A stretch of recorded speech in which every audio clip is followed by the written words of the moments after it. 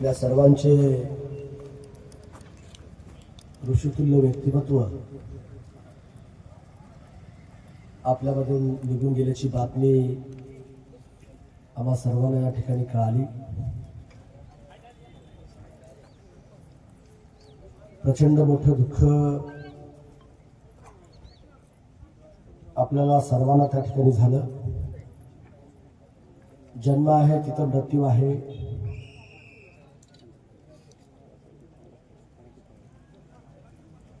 आणि म्हणून मी सर्वप्रथम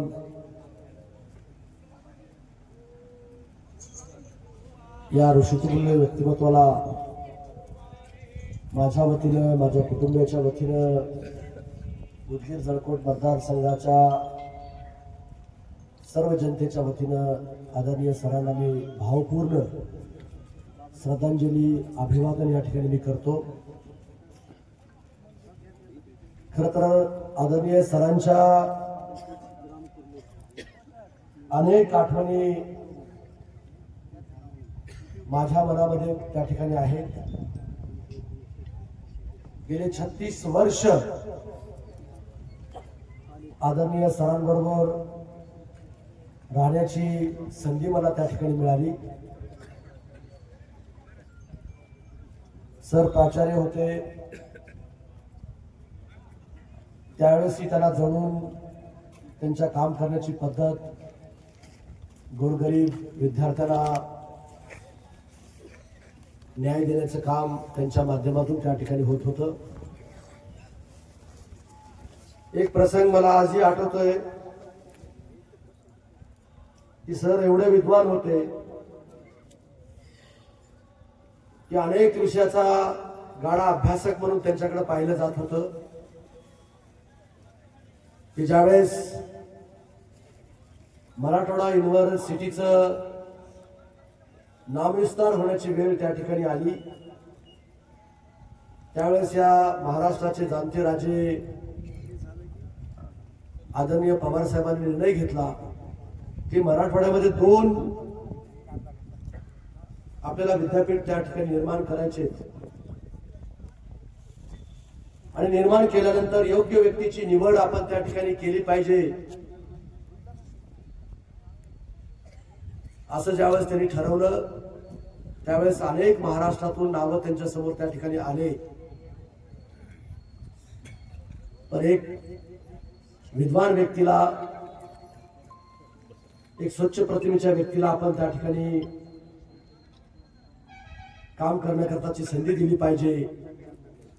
म्हणून 1994 ला स्वामी रामानंद तीर्थ विद्यापीठाचे पहिले कुलगुरू म्हणून आदरणीय डॉक्टर जे.एम. वाघमारे साहेबांना संधी त्या ठिकाणी पवार साहेबांनी त्या ठिकाणी दिली। त्यांच्या 5 वर्षाच्या कार्यकाळामध्ये विद्यापीठानं तर गरुड झेप घेतलीच त्यांच्या मार्गदर्शनाखाली, पण सरांनी देशातील अनेक विद्यापीठ आहेत, पण त्या सगळ्या विद्यापीठापैकी स्वामी रामानंद तीर्थ विद्यापीठ हे देशातलं 1 नंबर विद्यापीठ करण्याचं काम आदरणीय वाघमारे साहेबांनी त्या ठिकाणी केलेलं होतं। वाघमारे साहेबांना तिथून त्यांचा कार्यकाळ संपल्यानंतर त्यांना अनेक वर्षापासून सामाजिक आणि काम करण्याची आवड त्यांना त्या ठिकाणी भेटली। मला आजही आठवतात, त्यांनी अनेक गोष्टी, मी त्यांचा एक कार्यकर्ता, एक सेवक म्हणून सोबत राहत असताना अनेक गोष्टी शेअर त्या ठिकाणी मला करत असत। कारण ज्यावेळेस 1978 ला लोकसेवेची निवडणूक लढवण्याच्या सूचना त्यांना त्या ठिकाणी आल्या, पण त्यांचे मित्र, त्यांचे क्लासमेट शिवराज पाटील चाकूरकर साहेबांच्या विरोधामध्ये निवडणूक लढवायचं नाही असा निर्णय त्यावेळेस त्यांनी त्या ठिकाणी घेतला होता। आणि म्हणून परत एकदा पवार साहेबांनी सांगितलं की आपण आता तुमचा कार्यकाळ त्या ठिकाणी संपलाय, आणखीन तुम्हाला जनसेवा त्या ठिकाणी तुम्हाला करायची आहे।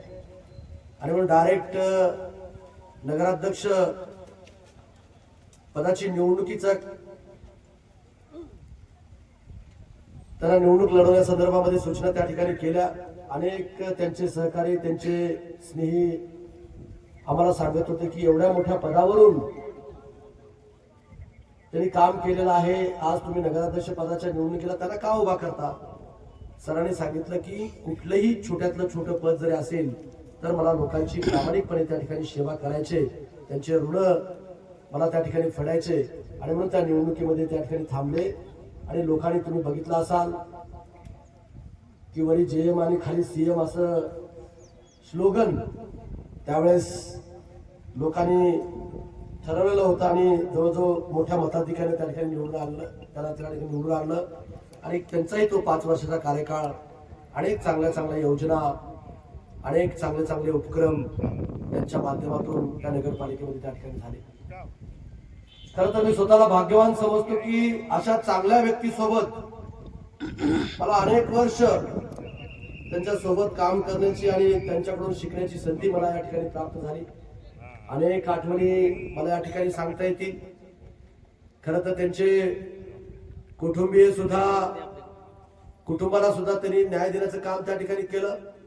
आज त्याचा मुलगा सुद्धा अतिशय शांत, संयमी, निर्व्यसनी, सगळ्याला सोबत घेऊन जाणारा चिरंजीव म्हणून त्यांची ओळख त्या ठिकाणी आहे. त्यांच्या दोन्ही मुली सुद्धा, एक प्राध्यापिका आहे, त्याचे मिस्टर सुद्धा प्राध्यापक त्या ठिकाणी आहे, आणि दुसरा जावई इंजिनियर आहे. त्यांची मुलगी सुद्धा खूप चांगल्या पद्धतीची सेवा करण्याचं काम त्यांच्या माध्यमातून त्या ठिकाणी झालेलं आहे. आजही मला आठवत आहे, आमच्या आईसाहेब म्हणजे त्यांच्या पत्नी ज्यावेळेस गेल्या त्यावेळेस सरांच्या डोळ्यातून ज्यावेळेस अश्रू येत होते, त्यावेळेस आजही मला माझ्या अंगावर शहारे त्या ठिकाणी येतात की सरांनी खूप चांगल्या पद्धतीचे कर्म, खूप चांगल्या पद्धतीचं काम त्या ठिकाणी केल्यामुळं त्यांचे सर्व कुटुंबीय सुद्धा सुखी आहेत, समाधानी आहेत. आज सर 93व्या वर्षी आपल्यामधून त्या ठिकाणी निघून गेलेले आहेत. मी आत्ताच बोलल्याप्रमाणे जन्म आहे तर मृत्यू आहे. मी म्हणणार आहे, तुम्ही म्हणाल, जगामध्ये कुणीच राहणार नाही, पण काहीतरी करून दाखवलं पाहिजे, आणि सरांनी त्या ठिकाणी करून दाखवलेलं आहे. आणि लातूर पॅटर्नचे जनक म्हणून आजही त्यांचं नाव संबंध महाराष्ट्रामध्ये त्या ठिकाणी घेतलं जातं. आज राज्याचे मुख्यमंत्री यांनी सुद्धा सरांना श्रद्धांजली त्या ठिकाणी वाहिलेली आहे. आज आमच्या नेत्या सुनित्रा अजित पवारांनी सुद्धा मला सांगितलं की तुम्ही आवर्जून त्या ठिकाणी जावा आणि माझ्या वतीनं पुष्पचक्र अर्पण करून त्यांना श्रद्धांजली वाहण्याचं काम त्या ठिकाणी आपण केलं पाहिजे, असं सुद्धा त्या ठिकाणी सूचना केलेली आहे. आणि म्हणून मी परत एकदा, खूप काही बोलण्यासारखं आहे पण वेळ फार कमी आहे. अनेकांना या ठिकाणी सरांना श्रद्धांजली त्या ठिकाणी अर्पित करायचे, पण कायम सर आमच्या स्मरणात राहतील. एवढं काम, एवढं मार्गदर्शन आम्हाला त्या ठिकाणी केलेलं आहे. परत एकदा मी अंतःकरणापासून त्यांना अभिवादन करतो आणि थांबतो. ओम शांती, ओम शांती.